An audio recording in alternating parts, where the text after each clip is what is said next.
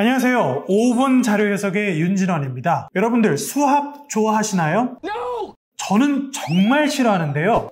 자료 해석 강사라면 당연히 수학을 잘해야 되는 거 아니야? 여러분들 이렇게 많이 생각하시죠? 왜냐하면 자료 해석은 엄청나게 많은 수치가 등장하는데요. 보통 여러분들이 판단하셔야 되는 선택지는 그 수치를 바탕으로 한 계산에 관한 내용을 묻습니다. 따라서 여러분들이 생각할 때 자료 해석을 잘하려면 뭔가 수학도 잘해야 될 것 같고, 그리고 수에 대한 감각도 좋아야 할 것 같고, 그리고 계산도 엄청 빨라야 되겠다, 이런 생각들 많이 하실 텐데요. 그러나 이건 완전히 잘못된 편견입니다.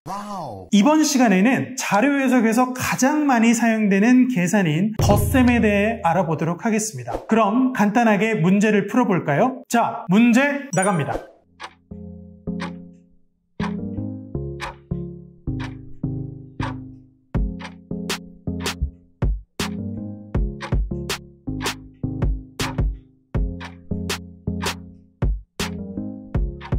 정답 확인하셨나요? 정답은 바로 5인데요. 문제를 보시면 지분율 상위 4개 회원국은 위에서부터 차례대로 중국, 인도, 러시아, 독일입니다. 이들 국가의 투표권 비율의 총합이 40% 이상인지 묻고 있죠. 아마 대부분의 사람들은 이렇게 해결할 겁니다. 26.06에다가 7.51을 더하고요. 거기다 또 5.93을 더한 다음에 4.15를 더해서 최종적으로 그 값이 43.65다. 그래서 40% 이상이다. 어떤가요? 여러분들도 이렇게 구하셨나요? 그러나 이렇게 문제를 해결하게 되면 시간도 너무 오래 걸릴 뿐더러 그리고 계산 실수를 할 가능성도 굉장히 높겠죠. 바로 이때 여러분이 사용할 수 있는 첫 번째 방법이 어림산입니다. 다시 문제를 보도록 하겠습니다. 문제에서 묻고 있는 것은 40% 기준 그 이상인지 여부를 판단하는 것이죠. 즉 소수점이 아닌 정수값에 대한 비율을 묻고 있습니다. 따라서 아래와 같이 해결할 수 있습니다. 26.06을 26보다 약간 큰 수, 그리고 7.51, 5.93, 4.15 모두 각각 7, 5, 4보다 약간 큰 수라고 표현을 해볼게요. 그러면 정수에 대해서만 정보를 확인한 셈이죠. 그래서 이런 정수들을 모두 합하면 총합은 42보다 큰 수라는 결론을 얻을 수 있게 됩니다. 어떤가요? 소수점 둘째 자리까지 자세하게 구할 때보다 훨씬 더 쉽게 문제를 해결할 수가 있겠죠.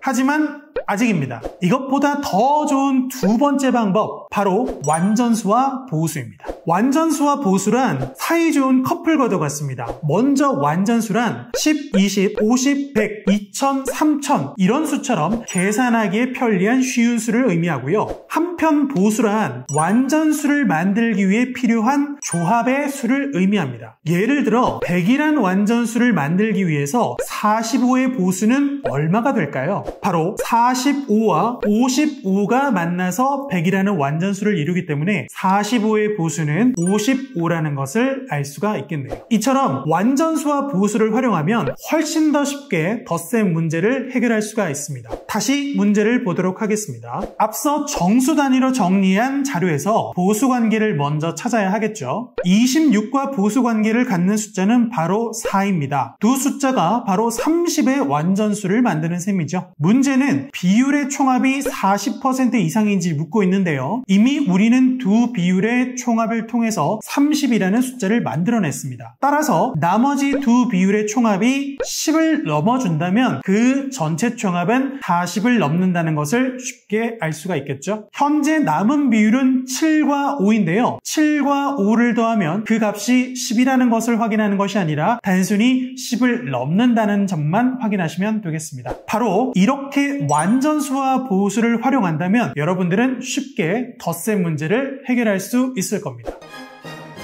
이건 수학이 아니라 자료를 보는 눈, 바로 자료를 해석하는 능력이라고 볼 수 있겠죠? 이처럼 자료 해석은 출제자가 문제를 출제할 때 그 자료의 구성과 출제 선택지의 의도를 정확하게 파악함으로써 쉽게 해결할 수 있는 영역입니다. 현재 수험가에서 많은 학생들이 하고 있는 계산 연습, 바로 이 부분에 대해서도 제가 드릴 말씀이 있는데요. 계산 연습은 여러분들에게 수적 감각을 기르는 데 도움을 줄 수는 있습니다. 있습니다. 하지만 목적 없는 계산 훈련은 효율성이 떨어지는 학습 방법일 뿐만 아니라 모든 자료 해석 문제를 계산으로 해결하는 잘못된 습관을 기를 수 있으니 꼭 주의하셔야겠죠? 하루 5분 투자를 통해 자료 해석을 정복해 보시기 바랍니다. 이상 윤진원이었습니다. 다음 시간에 만나요. 안녕!